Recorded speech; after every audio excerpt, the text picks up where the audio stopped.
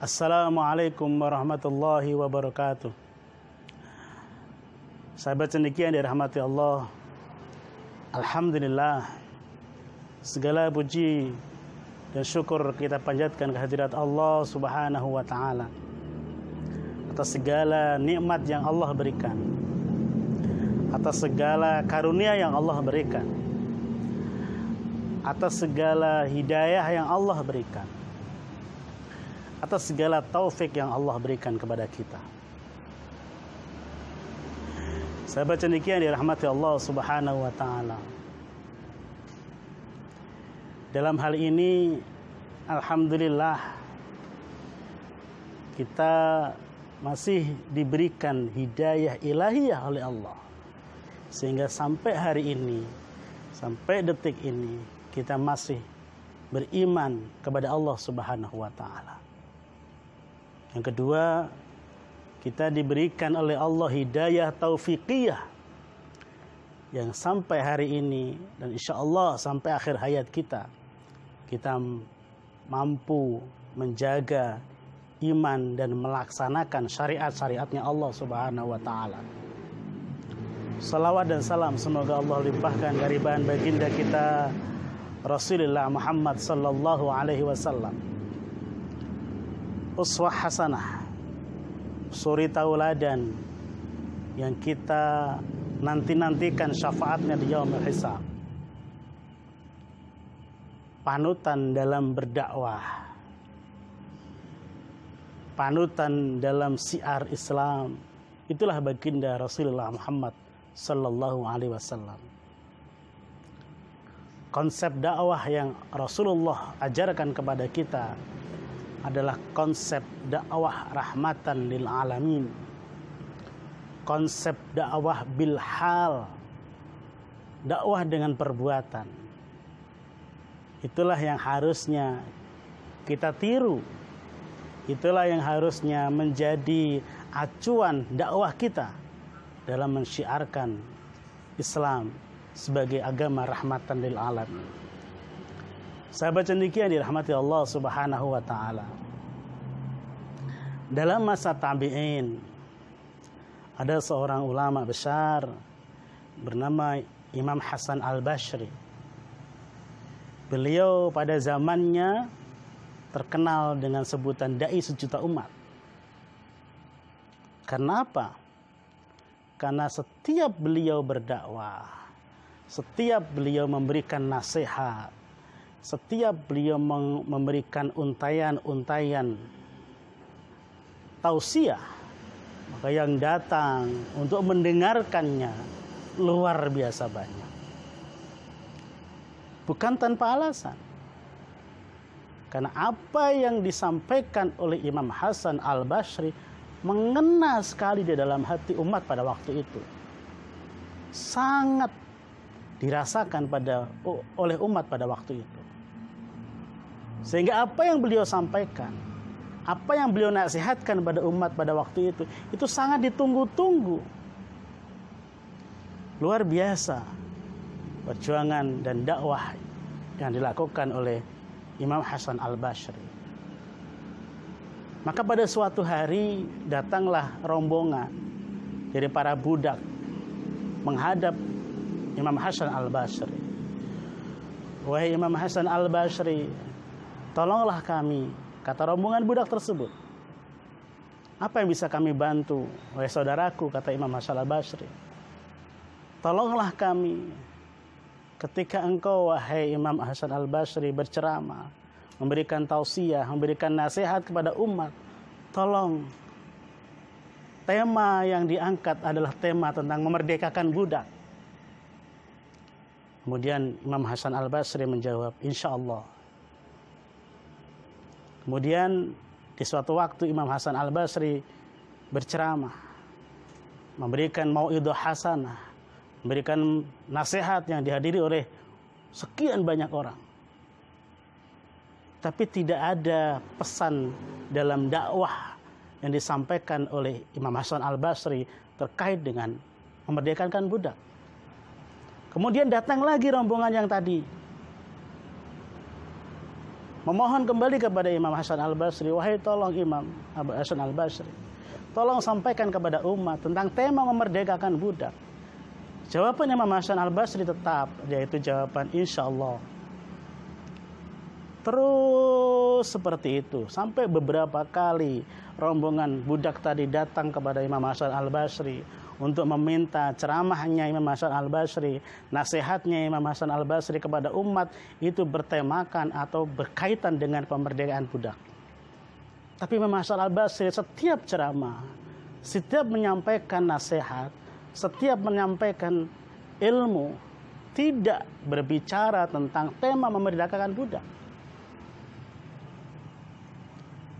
Sampai pada akhirnya di suatu kesempatan, setelah sekian lama menunggu, Imam Hasan Al-Basri berceramah, menyampaikan mau'idhah hasanah, menyampaikan ilmu di majelis ilmu beliau, yaitu tentang pemerdekaan budak atau kewajiban bagi yang mampu untuk memerdekakan budak.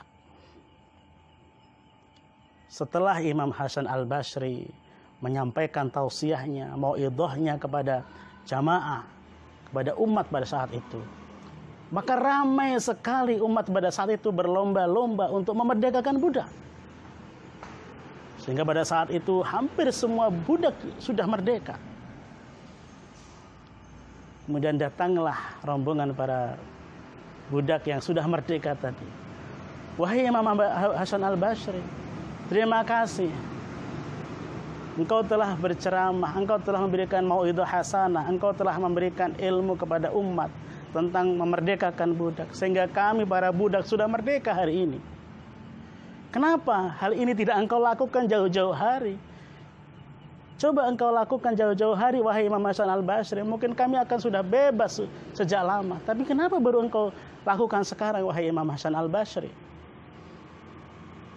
Kemudian Imam Hasan Al-Basri menjawab, dulu ketika engkau kalian beberapa kali memintaku untuk menyampaikan ilmu tentang memerdekakan budak, aku tidak bisa menyampaikan. Aku belum sanggup menyampaikan. Karena aku sendiri belum bisa memerdekakan budak. Dan aku sendiri belum pernah memerdekakan budak. Maka sejak itu aku menabung uang sedikit demi sedikit, kata Imam Hasan Al-Basri. Aku kumpulkan uang sedikit demi sedikit, sehingga kemudian terkumpul uang itu dan aku merdekakan satu budak. Maka setelah aku bisa memerdekakan budak, maka aku baru berani berceramah, menyampaikan ilmu tentang memerdekakan budak. Karena apa? Wahai saudaraku, kata Imam Hasan Al-Basri, karena aku tidak akan menyampaikan sebuah ilmu, aku tidak akan menyampaikan sebuah nasihat dalam hal ini, kecuali ilmu atau nasihat itu sudah aku lakukan terlebih dahulu. Masya Allah, subhanallah. Begitu besar, begitu indah, begitu luar biasa nasihat yang diberikan oleh Imam Hasan Al-Basri kepada kita. Kita terkadang lupa, sahabat cendekia. Kita kadang pandai berucap, tapi tidak pandai berbuat. Kita hanya pandai beretorika, tapi tidak pandai mengamalkan. Kadang lisan kita begitu manis menasihati orang, tapi perbuatan kita sungguh tidak mencerminkan dari apa yang kita sampaikan. Itulah cerminan kehidupan kita sekarang. Kita sekarang lebih banyak orang pandai memberikan nasihat, tapi kita kekurangan orang yang pandai memberikan contoh kepada kita. Maka sahabat cendekia yang dirahmati Allah Subhanahu wa ta'ala, dalam kesempatan ini saya mengajak kepada diri pribadi saya dan sahabat cendekia semuanya, mari yang pertama kita lakukan mulai dari diri sendiri. Kita lakukan mulai dari diri sendiri. Sebelum kita menyampaikan ke orang lain, Sebelum kita memberikan nasihat kepada orang lain, mari kita lakukan mulai dari diri sendiri. Kalau kita menasihati orang untuk rajin sholat 5 waktu, maka kita sendiri adalah orang yang rajin sholat 5 waktu. Kalau kita menasihati orang untuk sholat qobliyah subuh sebelum sholat subuh, 2 rakaat sebelum sholat subuh, maka kita sendiri yang harus melaksanakan sholat qobliyah subuh. Kalau kita ingin menasihati orang lain untuk rajin berpuasa, maka kitalah orang yang pertama yang melakukan puasa. Sebagaimana yang dicontohkan oleh baginda Rasulullah SAW, beliau mencontohkan dakwah itu adalah dakwah bil hal, sesuai apa yang Allah tulis, Allah firmankan di dalam Al-Quran. Ud'u ila sabili rabbika bil hikmah wal mau'idatil hasanah wajadilhum billati hiya ahsan. Sebelum mau'idah hasanah, sebelum perkataan yang baik, itu adalah bil hikmah. Hikmah dulu. Hikmah itu apa? Hikmah itu adalah contoh. Sahabat cendekia yang dirahmati Allah Subhanahu wa taala. Yang kedua, apa yang harus kita lakukan?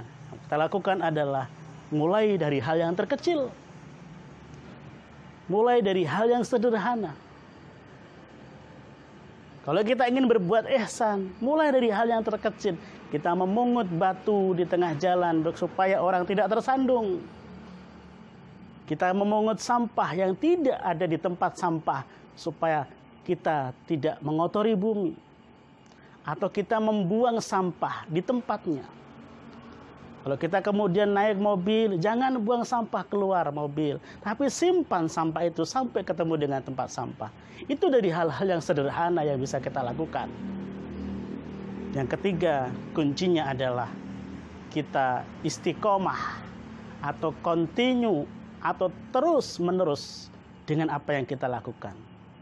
Kesesuaian antara ucapan dan perbuatan, itulah yang terpenting dalam berdakwah.